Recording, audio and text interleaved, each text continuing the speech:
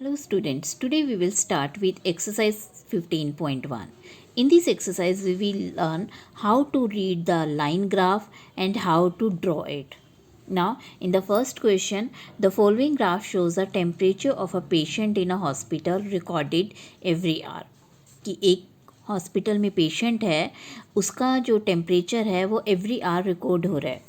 जैसे आप देख सकते हो यहाँ पे एक्स एक्सिस पे जो है यहाँ पे लिया हुआ है 9 AM 10 AM और यहाँ पे जो है टेम्परेचर लिया हुआ है। क्योंकि हमने स्टार्ट 34 से किया है इसलिए ये जिगजैग लाइन छोटी सी शो हो रखी है जिसको हम किंक बोलते हैं, मैंने ऑलरेडी आपको बताया हुआ है। Now you can see at 9 AM what was the temperature, क्योंकि टेम्परेचर जो है 9 AM पे आपका कितना है, ये यहाँ तक जा रहा है और यहाँ पे कितना है, ये 35 एंड 36 के बीच में फॉल कर रहा है। इसका मतलब आपका जो टेम्परेचर है एट 9 AM 35.5 है। नाउ एट 10 AM 10 AM जो आपका टेम्परेचर है वो कहाँ तक है, आपका 36 डिग्री तक है, 36 डिग्री है। और 11 AM पे जो आपका टेम्परेचर है वो कितना है, आपका 39 डिग्री है। नाउ आप यू कैन चेक कि आपका जो है 3 PM तक टेम्परेचर जो है वो आपका अप डाउन होता जा रहा है। Now you have to answer these questions. What was a patient's temperature at 1 PM 1 PM पे आप देख सकते हो, यू कैन सी कि आपका 1 PM पे जो टेम्परेचर है वो कितना है, यहाँ से ये लाइन हम देखेंगे कितनी है, दिस वाज 36.5 डिग्री सेल्सियस, क्योंकि टेम्परेचर आपको डिग्री सेल्सियस में दिया हुआ है। Now what was the patients temperature 38.5, when was the patients temperature 38.5 38.5 आपका कहाँ है, 38 और 39 के बीच में फॉल करेगा, तो यहाँ पे आपका 39.5 है। तो 39.5 हम देखेंगे कहाँ पे है उसका टेम्परेचर, यहाँ है, ये है। और ये कितने बजे है आपका, यू कैन सी आपका 12 नून पे है। सो temperature was 38.5 degree Celsius at 12 noon. Now the patient's temperature was the same 2 times during the period given. What are these 2 times? मतलब 2 टाइम पे आपका सेम टेम्परेचर है। अब आप देखो सेम टेम्परेचर आपका ये है, ठीक है ना। यहाँ पे 1 PM पे भी आप देख सकते हो आपका सेम टेम्परेचर था 36.5 और 2 PM पे भी जो है आपका कितना है टेम्परेचर आपका सेम आ रहा है। तो 1 PM पे और 2 PM पे आपका जो है वो टेम्परेचर सेम है। So now 1 PM and 2 PM. What was the temperature at 1:30? How did you arrive at your answer? अब देखिए 1 और 2 के बीच में जो है आपका सेम टेम्परेचर रहा है। You can C from here कि आपका 1:30 टाइम यहाँ पे है, 1:30 पे जो है आपका टेम्परेचर सेम आपका यहाँ पे आ रहा है 36.5. Now during which periods did the patient's temperature showed an upward trend? upward trend मतलब ऊपर की तरफ जा रहा है। अब आप देखेंगे यहाँ पे कि अपवर्ड मतलब ऊपर की तरफ जा रहा है, तो ऊपर यहाँ से जा रहा है क्योंकि यहाँ के बाद जो है टेम्परेचर आपका फॉल करता जा रहा है और यहाँ फिर से आपका बढ़ रहा है। तो इसका मतलब पहले तो आपका यहाँ से लेके यहाँ तक टेम्परेचर बढ़ रहा है, तो यहाँ से आपका टाइम क्या है 9 से लेके 11 AM तक, 9 to 11 आपका अपवर्ड ट्रेंड है और दूसरा आपका 2 से 3, तो 2 से 3 भी आपका अपवर्ड ट्रेंड जा रहा है। तो आप ये दोनों आंसर्स लिख सकते हो। ड्यूरिंग विच पीरियड्स, तो आपका क्या आ जाएगा, ड्यूरिंग विच पीरियड्स आपका 9 to 11 आ गया, 9 to 11, ठीक है ना। आप डायरेक्ट 9 to 11 भी लिख सकते हो या 9 to 10, 10 to 11 भी लिख सकते हो एंड 2 to 3 भी लिख सकते हो।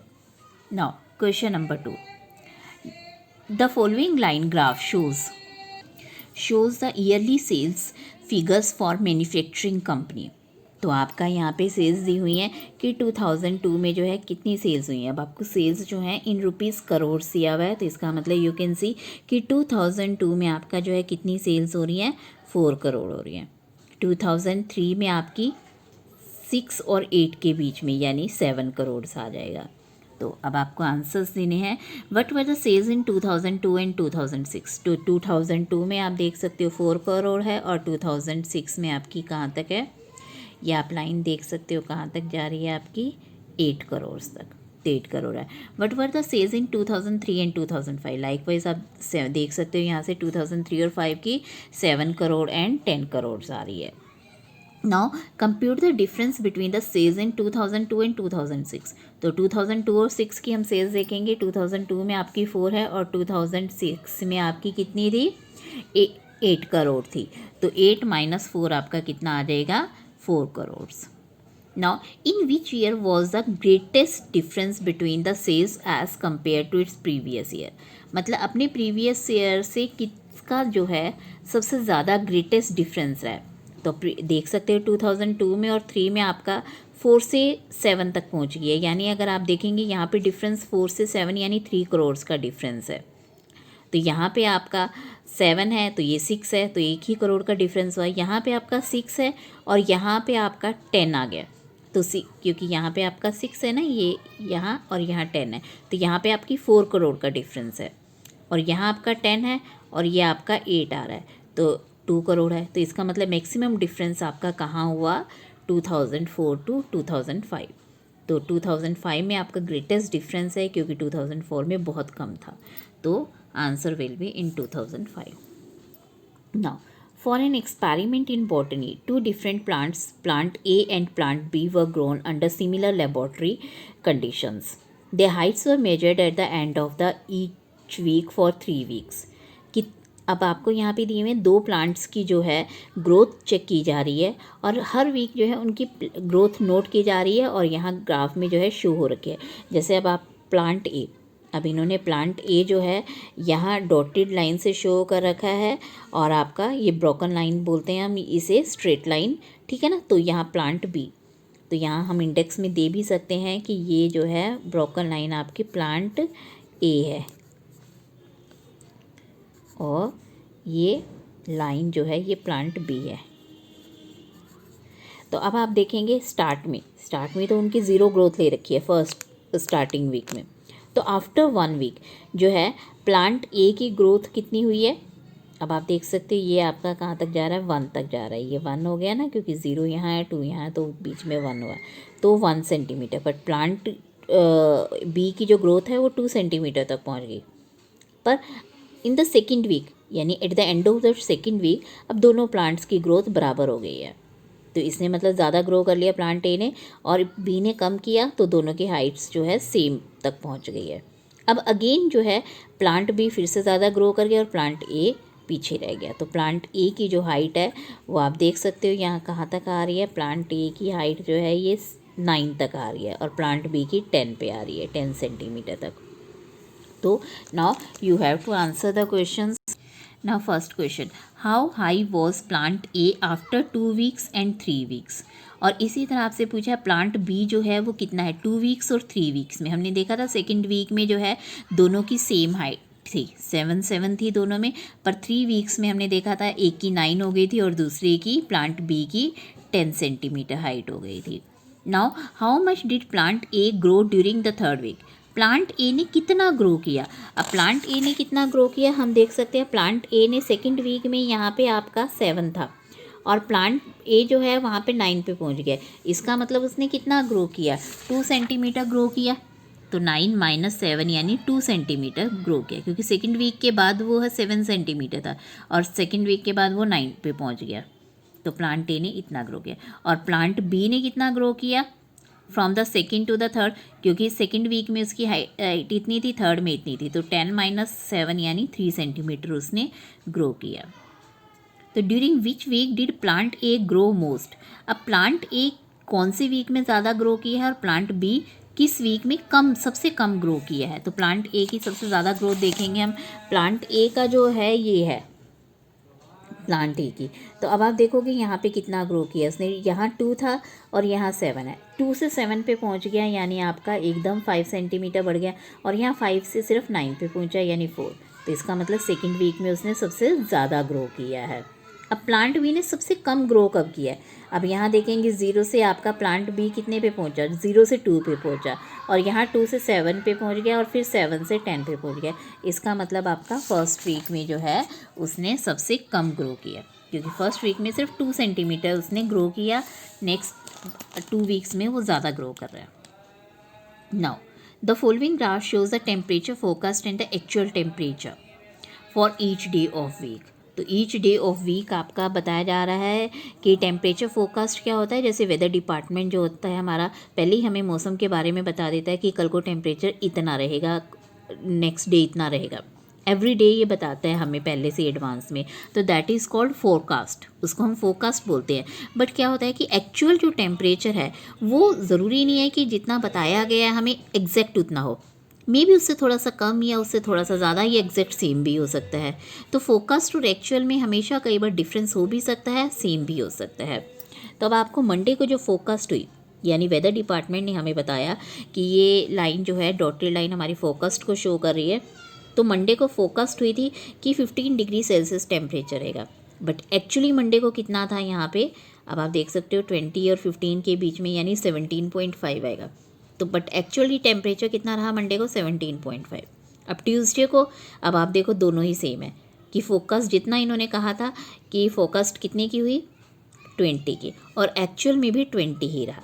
बट अगेन वेडनेसडे को डिफरेंट है कि फोकस्ड आपकी इतनी हुई थी, एक्चुअल इतना रहा है, यानी फोकस्ड आपकी कितने की हुई थी, 25 की, और एक्चुअली रहा कितना, 30 डिग्री। तो आप देख सकते हो कि एक्चुअल और फोकस जो है डिफरेंस हमेशा कहीं ना कहीं कम भी होता है, ज़्यादा भी होता है। तो यहाँ देख सकते हैं ज़्यादा है, यहाँ सेम है, अगेन यहाँ डिफरेंट है, और यहाँ फिर से सेम आ गया। तो अब आपसे क्वेश्चन पूछा गया है, on which days was the focused temperature the same as the actual temperature. तो फोकस्ड और एक्चुअल टेम्परेचर सेम कब रहा है, तो ये एक यहाँ है, यानी आपका Tuesday.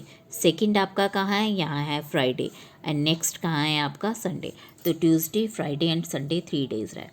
What was the maximum focused temperature. अब मैक्सिमम फोकस्ड टेम्परेचर, फोकस्ड की ये वाली लाइन है आपकी, तो फोकस सबसे ज़्यादा कहाँ रहा है, यहाँ पे रहा है। तो आपका, और ये कितना है आपका, 35 डिग्री सेल्सियस। तो मैक्सिमम जो फोकस्ड हुई है संडे को हुई है, और वो 35 डिग्री सेल्सियस थी। Now what was the minimum actual temperature. अब एक्चुअल टेम्परेचर की ये लाइन है, तो मिनिमम आप देख सकते हो कहाँ पे है, मिनिमम ये लाइन है आपकी, यहाँ पे आ रहा है आपका। तो ये कब है आपकी, थर्सडे को है, और कितने है ये, 15 डिग्री सेल्सियस है आपकी एक्चुअल जो है। मिनिमम आपकी, what was the minimum actual temperature, तो ये आपका 15 डिग्री आ रहा है। नेक्स्ट है ये आपका, नाउ नेक्स्ट है, on which day did the actual temperature differ the most from the focused temperature. Actual और फोकस्ड के बीच में सबसे ज़्यादा डिफरेंस, यहाँ देख रहे हैं सिर्फ एक ही का डिफरेंस है, यहाँ 2 का डिफरेंस है, और यहाँ आप देख सकते हैं एक्चुअल और में 3 का डिफरेंस है, 3 यूनिट्स का। तो यहाँ पे इसका मतलब सबसे ज़्यादा है। ऑन विच डे है, तो आपका क्या आ जाएगा, थर्सडे को। थर्सडे आपका जो है सबसे ज़्यादा रहा है, तो योर आंसर विल बी कि आपका थर्सडे को रहा है। नाउ नेक्स्ट है आपका, use the tables below to draw the linear graph. आपने ये लीनियर ग्राफ ड्रॉ करने हैं, तो ये लीनियर ग्राफ हमने ड्रॉ करने हैं इसमें आपका फर्स्ट पार्ट में दिखाया गया है कि यहाँ पे ईयर्स हैं और यहाँ डेज़ हैं। नेक्स्ट वाले में आपका है कि years, number of man and women. इसका मतलब आपको एक साथ 2 चीज़ें शो करनी है, man and women. So we will now draw this graphs. ये आपका ग्राफ है, तो हमने यहाँ पे एक्स एक्सिस पे ईयर्स ले लिया है एंड वाई एक्सिस पे डेज़ ले लिए हैं। तो 2003 में आपके 8 हैं, तो 2003 में हमने यहाँ पे जो है 2, 4, 6, 8 डेज़, एक यूनिट को 2 डेज़ के बराबर ले लिया है। तो 2003 में आपके 8 हैं, 2005 में जो है आपके ये 10 है, 2005 में जो है 4 में आपके 10 थे, 5 में आपके 5 ही हैं, और 6 में आपके कितने हैं, 12 हैं। तो अब आप इन डॉट्स को ज्वाइन कर देंगे, तो this became your linear graph. तो यहाँ पे आपका जो ये ज़रूर लिखना है आपने कि स्केल ऑन एक्स एक्सिस, कि आपने 2 यूनिट्स को, यानी आपके ये 2 यूनिट है ना, 1, 2 यूनिट को आपने 1 ईयर के बराबर लिया। नेक्स्ट में भी आपने 2 यूनिट को 1 ईयर के भी, नेक्स्ट भी और नेक्स्ट भी। तो आपने ये नहीं करना है कि पहले आप एक ब्लॉक छोड़ दो, फिर आगे आप 2-2 ब्लॉक्स यानी 2-2 यूनिट छोड़ दो। सेम वे आपने यहाँ पे भी सेम डिफरेंस रखना है।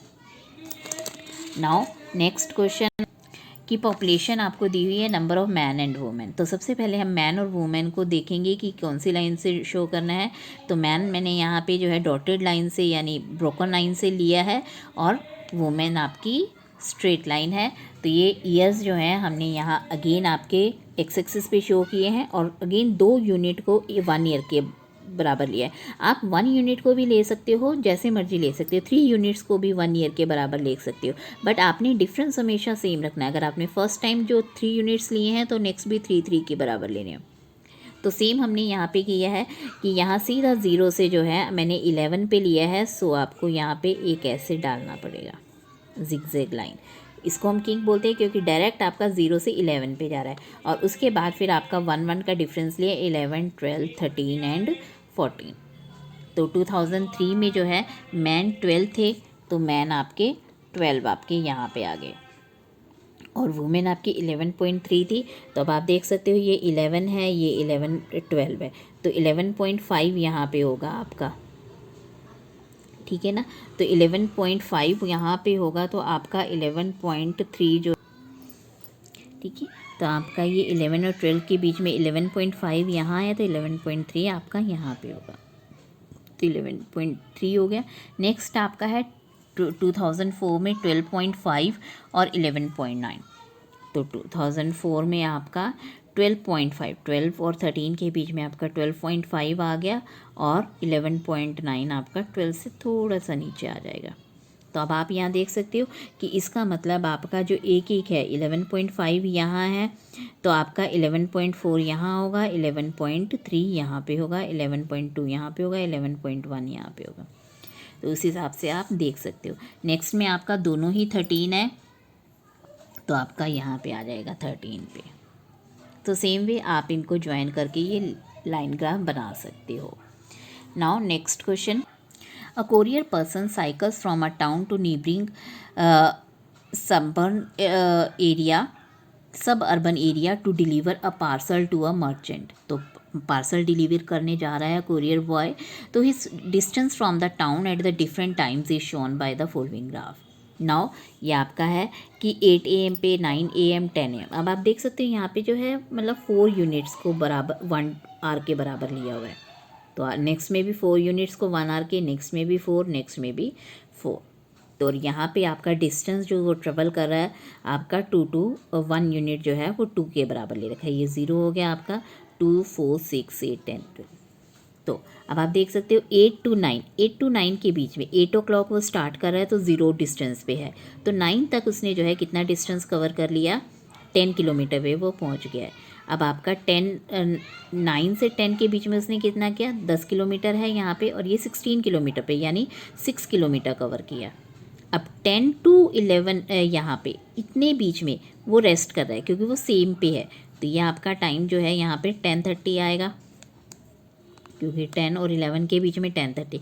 तो इसका मतलब 10 और 10:30 के बीच में वो रेस्ट कर रहा है, उसने कहीं पे स्टे किया, ठीक है। तो ये वहीं पे रहा, 16 किलोमीटर पे था, यहाँ पे। अब 16 से फिर वो कितने पे पहुँच गया, यहाँ पे आपका 22 पे। तो इसका मतलब 6 किलोमीटर उसने कवर किया है, और वो यहाँ पे कितना टाइम दे रखा है, 11:30। तो 10:30 to 11:30 वो कितने पे पहुँच गया, 22 किलोमीटर पे। Now you have to answer this questions कि what is a scale taken for time axis. Time axis आपका 4 units is equal to 1 hour के बराबर है। Now how much time did the person take for the travel. तो total travel के लिए उसने कितना टाइम लिया, तो यहाँ पे 8 o'clock उसने स्टार्ट किया, तो 11:30 तक उसने टाइम लिया। इसका मतलब आपका 3 hours 30 minutes है। How far is the place of the merchant from the town, मतलब कितना दूर है उसका टाउन से। तो आप देख सकते हो 0 से उसने 22 किलोमीटर ट्रैवल किया, यानी 22 किलोमीटर डिस्टेंस हुआ उसका। Did the person stop on the way, तो हमने देखा था वो 10 से 10:30 के बीच में स्टे कर रहा है। Now during which period did he ride fastest, सबसे ज़्यादा फास्ट किया है। तो हम देख रहे थे यहाँ पे हमने 8 to 9 के बीच में उसने 10 किलोमीटर कवर कर लिया, यहाँ उसने जस्ट 6 किया है, और यहाँ पे भी 6 किया था। तो बिटवीन 8 to 9 जो है वो फास्टेस्ट राइड कर रहा है। Now can there be a time temperature graph as follows. तो ये आपको 4 जो है टाइम टेम्परेचर ग्राफ दिए हैं, सभी में एक्स एक्सिस पे टाइम और यहाँ वाई एक्सिस पे टेम्परेचर लिया हुआ है।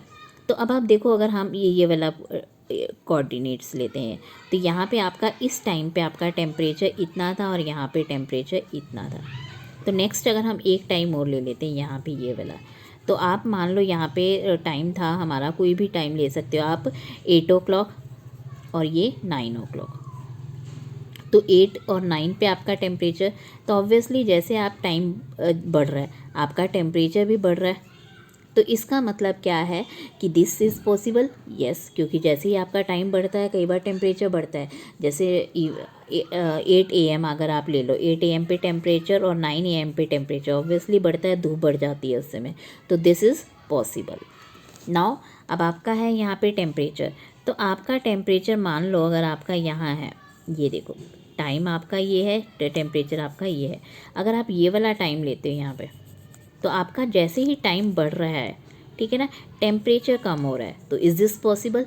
Again yes, this is possible, क्योंकि इवनिंग में आपका मान लो अगर आप 8 PM ले रहे हो यहाँ पे और यहाँ पे आपका 9 PM ले रहे हो, तो 8 PM से 9 PM पे आपकी ज़्यादा ठंड होती है रात को, तो जैसे ही आपका टाइम बढ़ा टेम्परेचर कम हो गया।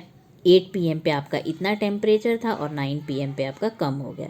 तो यस, ये आपका मोस्टली जो है नाइट्स में पॉसिबल है, नाइट्स में भी कह सकते हैं, इवनिंग में भी कह सकते हैं, आपका पॉसिबल है। और ये आपका मॉर्निंग टाइम में पॉसिबल है, यानी डे टाइम में पॉसिबल है। नेक्स्ट है आपका, यहाँ पे आपका टाइम दिया हुआ है यहाँ आपका, अब आपका टाइम यहाँ पे फिक्स है, मान लो ये 8 PM है टाइम, 8 कोई भी ले रहा, पर 8 PM पे आपका टेम्परेचर इतना भी है, इतना भी है, इतना भी है, but this is not possible कि एक टाइम पे तो एक ही जैसा टेम्परेचर रहेगा ना। 8 PM पे आपका टेम्परेचर ये मान लो यहाँ पे 36 डिग्री है, ये 37 है, तो 38 है, तो 8 PM पे आपका 3 तरह के टेम्परेचर नहीं हो सकता, तो this is not possible. So this is not possible, this type of time temperature graph is not possible. अब आप यहाँ पे है नेक्स्ट में कि आपका टेम्परेचर मान लो आपका यहाँ पे 8 आप कोई भी टाइम ले रहे हो, टेम्परेचर आपका इतना है 36 डिग्री है मान लो यहाँ पे, तो अगेन नेक्स्ट टाइम आपका बढ़ रहा है तब भी आपका टेम्परेचर वही रह रहा है, तो दिस इज़ पॉसिबल, क्योंकि आपके दो टाइम पे सेम टेम्परेचर हो सकता है। जैसे मान लो आपके रात के समय ठंड होती है तो 4 AM रात होती है लगभग 4 AM पे और आपका 5 AM पे, तो दोनों टाइम आपका टेम्परेचर में भी सेम, ठीक है ना। डे टाइम में भी ये पॉसिबल है, मान लो आपका 11:30 और 12 o'clock 12 नून दोनों टाइम सेम टेम्परेचर हो सकता है, तो दो टाइम पे सेम टेम्परेचर हो सकता है, बट यहाँ पे एक टाइम पे डिफरेंट टेम्परेचर पॉसिबल नहीं है। So this type of graph is possible. Thank you.